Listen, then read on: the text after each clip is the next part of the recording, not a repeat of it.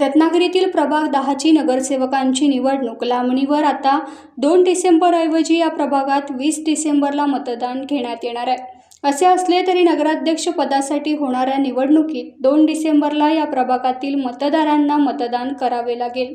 निवडणूक अर्ज छाननीच्या वेळी प्रभाग क्रमांक 10 मधून अपक्ष उमेदवारी अर्ज दाखल करणारे सचिन शिंदे यांनी अपील केले होते।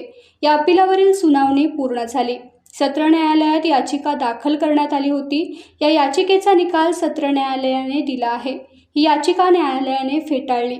मात्र नैसर्गिक न्याय तत्वानुसार निवडणूक आयोगाने ज्या ठिकाणी याचिका दाखल केली आहे त्या अपीलाची मुदत संपली नसल्याने ही निवडणूक प्रक्रिया पुढे ढकलण्याचे आदेश दिले आहेत। आता प्रभाग क्रमांक 10 मधील नगरसेवक पदासाठी 2 डिसेंबरला मतदान न घेता 20 डिसेंबर रोजी मतदान घेण्याचा निर्णय आयोगाने घेतला। त्यासाठीचा कार्यक्रम देखील आयोगाने जाहीर केलाय।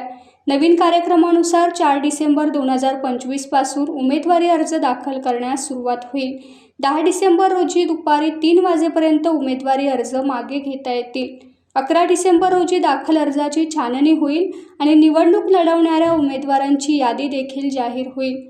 आवश्यकता वाटल्यास 20 डिसेंबरला सकाळी 7:30 ते सायंकाळी 5:30 या वेळेत मतदान घेण्यात येईल आणि 21 डिसेंबरला मतमोजणी होईल। नगराध्यक्ष निवडणूक 2 तारखेलाच असेल तरी रत्नागिरी नगर परिषदेच्या नगराध्यक्ष पदासाठी 2 डिसेंबरला मतदान होणार आहे।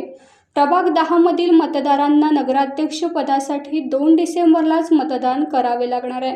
नगराध्यक्ष पदाच्या निवडणुकीवर याचा प्रभाव पडण्याची शक्यता आहे।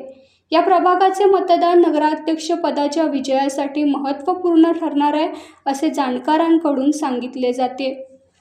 टाइम्स डिजिटलला लाईक करा, शेअर करा, सबस्क्राईब करा आणि बेल आयकॉन दाबायला विसरू नका। Times digital.